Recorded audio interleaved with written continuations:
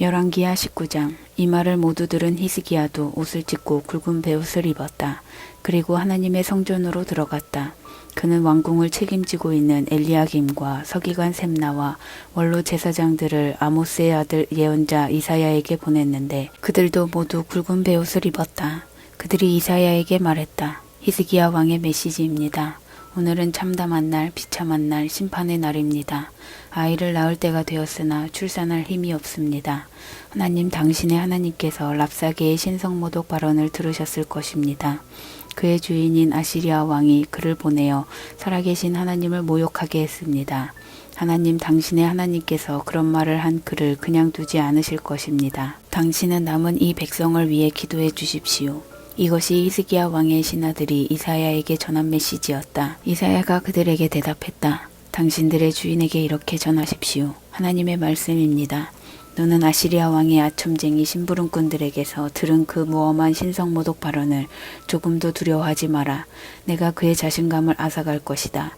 그는 한 소문을 듣고 겁에 질려서 자기 나라로 돌아갈 것이다.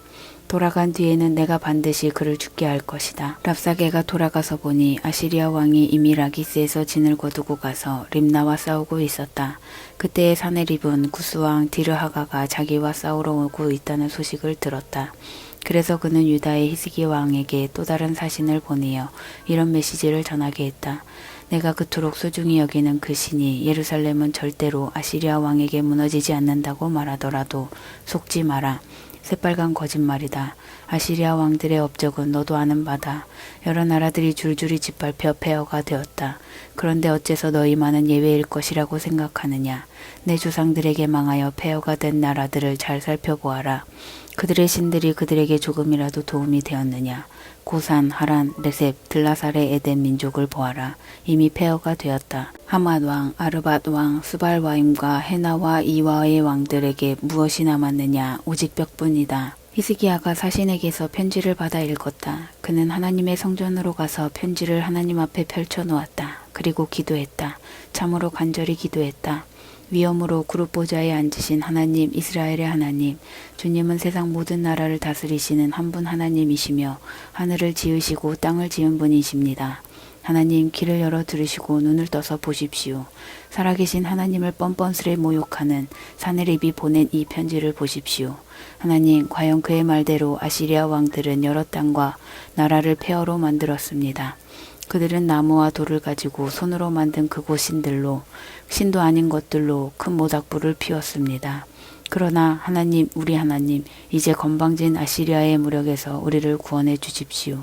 주님만이 하나님, 오직 한 분 하나님이심을 세상 모든 나라로 알게 하십시오. 얼마 후에 아모스의 아들 이사야가 히스기야에게 말을 전했다. 하나님의 말씀입니다. 내가 아시리아 왕 사네립의 일로 내게 기도했다. 내가 내 기도를 들었다. 사네립에 대한 나의 응답은 이러하다. 처녀딸 시온이 너를 잔뜩 멸시한다. 딸 예루살렘이 보기에 너는 찢기에 지나지 않는다. 내가 누구를 모욕했느냐? 내가 누구를 욕했느냐? 내가 누구 앞에서 으스댔느냐? 바로 이스라엘의 거룩한이다. 너는 내 심부름꾼들을 보내어 주를 모욕했다. 너는 자랑했다. 나는 전차 부대로 가장 높은 산들, 눈 덮인 레바논 고산들에 올랐다. 그곳에 거대한 백향목들을 베고 수려한 소나무들을 베어 넘어뜨렸다. 온 세상을 돌아다니며 절경의 깊은 숲에 가보았다. 나는 먼 곳에 우물을 파서 다른 나라의 물을 마셨다. 이집트의 강들을 맨발로 첨벙첨벙 걸었다. 이 모든 일 뒤에 내가 있다는 생각을 너는 한 번도 해본 적이 없느냐. 아주 먼 옛날 내가 계획을 세웠고 이제 그것을 실행에 옮겼다. 내가 너를 심판의 날의 무기로 사용하여 교만한 성읍들을 잔해더미로 만들었고 그곳 백성을 낙담하게 하고 절망하게 하고 무기력하게 만들었다. 그들은 잡초처럼 쓸모없고 풀처럼 약하며 바람에 날리는 겨처럼 힘을 잃었다. 나는 내가 언제 앉고 언제 오며 언제 가는지를 다 안다. 내가 나에게 화내며 대든 일도 하나하나 유심히 보았다. 너의 그 성미 때문에 신성을 모독한 몹쓸 성미 때문에 이제 내가 내 코에 갈고리를 꿰고 내 입에 재갈을 물려서 내가 왔던 곳으로 되돌려 보낼 것이다. 그리고 히스기야야, 이것은 내게 주는 확실한 표징이다. 올해는 내가 수확하고 남은 것을 먹고 내년에는 되는 대로 구걸하거나 빌리거나 훔쳐서 먹을 것이다. 그러나 내후년에는 내가 씨를 뿌려 수확할 것이며 포도원을 가꾸어 포도를 먹을 것이다. 유다 가문의 남은 자들이 다시금 뿌리를 내리고 열매를 맺을 것이다. 남은 자들이 예루살렘에서, 살아남은 자들이 시온산에서 올 것이다. 하나님의 열심히 이 일을 이룰 것이다. 요컨대 하나님께서 아시리아 왕에 대해 하신 말씀은 이러합니다.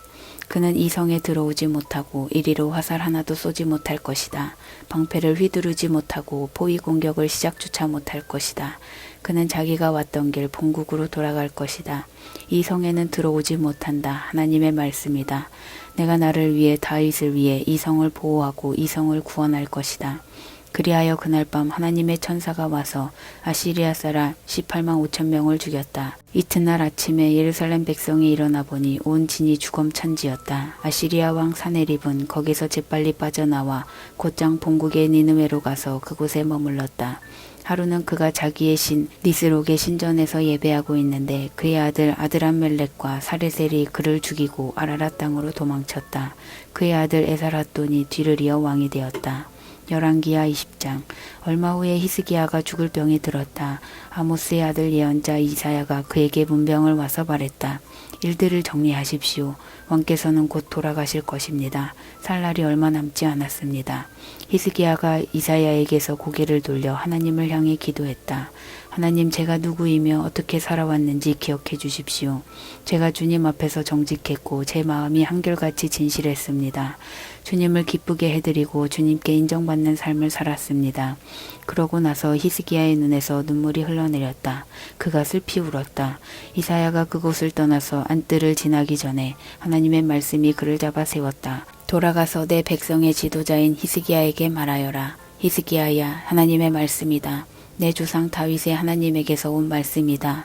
내가 내 기도를 듣고 내 눈물을 보았다. 내가 너를 낫게 할 것이다. 사흘 후에는 내가 내 발로 걸어 하나님의 성전에 들어갈 것이다.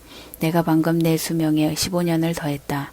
나를 위해, 내 종 다윗을 위해 내가 너를 아시리아 왕의 손에서 구원하고 이 성을 내 방패로 보호할 것이다. 이사야가 말했다. 무화과 반죽을 가져오십시오. 사람들이 반죽을 준비하여 종기에 바르자 히스기야는 점차 회복되었다. 히스기야가 이사야에게 말했다. 이것이 무화과 반죽 때문이 아니라 하나님께서 하신 일이라는 것을 내가 어떻게 알겠습니까?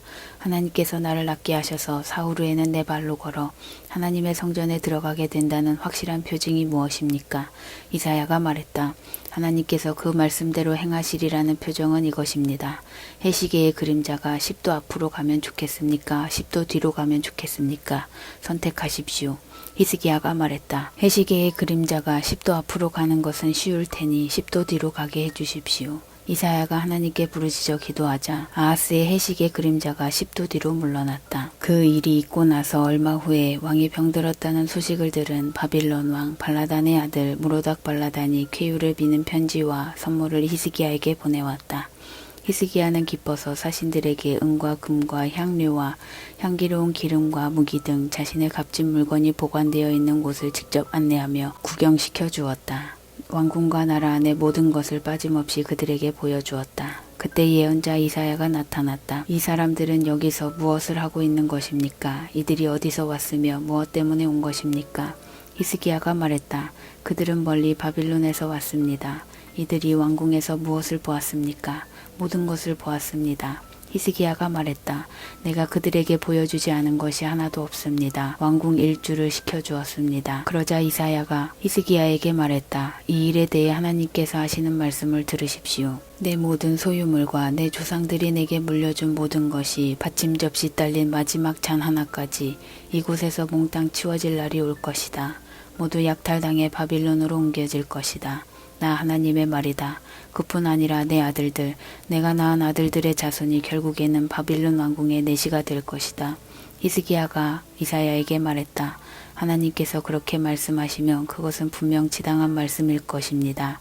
그러나 그는 속으로 내 평생에는 그런 일이 일어나지 않을 테니 내가 사는 동안에는 평안과 안전을 누릴 것이다 하고 생각했다. 히스기야의 나머지 생애와 시대, 그가 벌인 사업, 특히 윗저수지를 공사하여 성 안으로 물을 끌어들인 일은 유다왕 연대기에 기록되어 있다. 히스기야는 죽어서 자기 조상과 함께 묻혔다. 그의 아들 므낫세가 뒤를 이어 왕이 되었다.